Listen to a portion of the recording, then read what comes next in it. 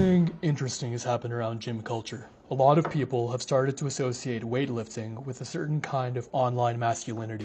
The podcast bro, the grind set guy, the whole hard times create strong men vibe. And I don't think people are imagining that. But the connection to politics doesn't come from lifting itself. It comes from the kinds of values attached to that aesthetic. Things like discipline, self-reliance, hierarchy, and toughness. Those values aren't inherently political, but they tend to align more easily with certain political worldviews than others. At the most basic level, strength training is just a health practice. The World Health Organization recommends muscle strengthening activity for adults because it supports health and well-being. So the real question is, why have online fitness spaces become such effective carriers for political ideas? Part of the answer is historical. In the 19th century, movements like Muscular Christianity linked strength, discipline, and masculinity to virtue, duty, and social order. The body wasn't treated as just a body. It was treated as evidence of character. And that pattern still matters.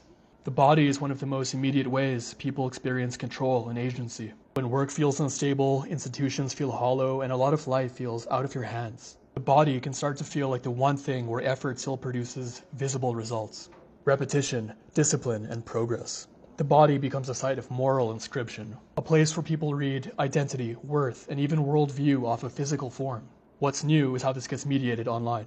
Josh Citarella's work shows that these male internet worlds are not one thing. He distinguishes older, more explicitly reactionary manosphere spaces from looser male media ecosystems that are more culturally conservative-ish, anti-establishment, or only partially political. But in both cases, fitness often sits nearby.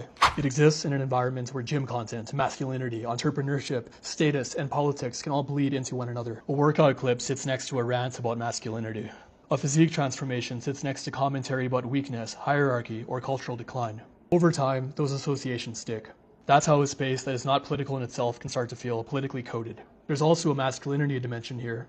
The APA's guidelines on boys and men discuss how norms around toughness, stoicism, and self-reliance can become tightly bound up with identity. So when fitness gets absorbed into these norms, it can stop just being about health and start functioning as a test of worth. And I think that helps explain why this resonates. Most people aren't entering gym culture because they have some developed ideology. They're going because they want structure, confidence, and a sense that effort still matters. That part is real.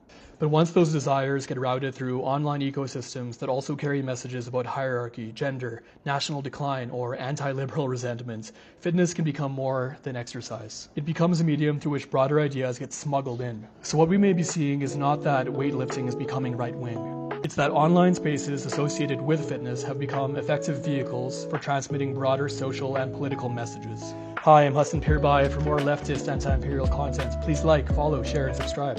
Ciao.